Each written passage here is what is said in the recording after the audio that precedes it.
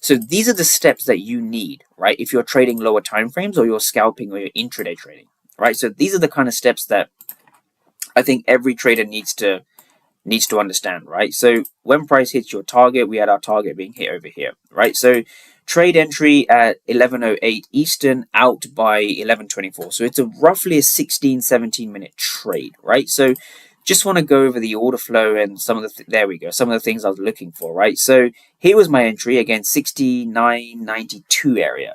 And so this is what I was looking for, right? This is now the final confirmation.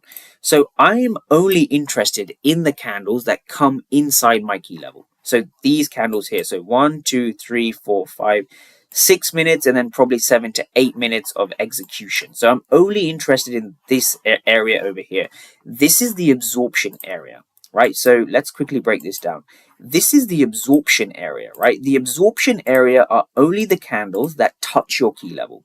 And so when you're trading, especially intraday trading, the reason it's so important to have your levels is because you need to know exactly where to trade from, right? Where are you trading from?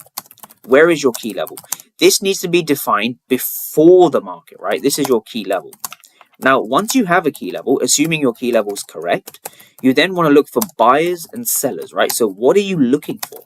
You're not looking for VWAP, you're not looking for EMAs or ICT or any of these. There's no ICT setup that I'm aware of that's happening over here. Here, there's only the absorption, right? So if we just take a look at the absorption in more detail, what we're seeing over here is we're seeing, I'm just going to go through a few numbers here. We're seeing 297 for 111, right?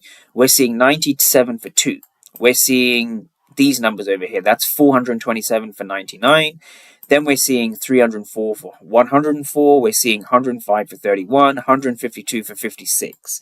So the main point of this area of absorption, again, this only works if your key levels are correct, right? So stop trading random fair value gaps and start understanding which fair value gaps actually give you reactions. But once you come into any sort of fair value gap, using order flow to your advantage is probably one of the most powerful things in my opinion. The reason I say that is because you can see immediately what's going on in the zone, right? So if we break above the zone, which is what we had over here, right? So this was my execution. So a lot of people ask me, why did I execute the way I did, right? So the reason I executed here, so I went long at around 92, 93 area. So I went long around here, and I was comfortable to have my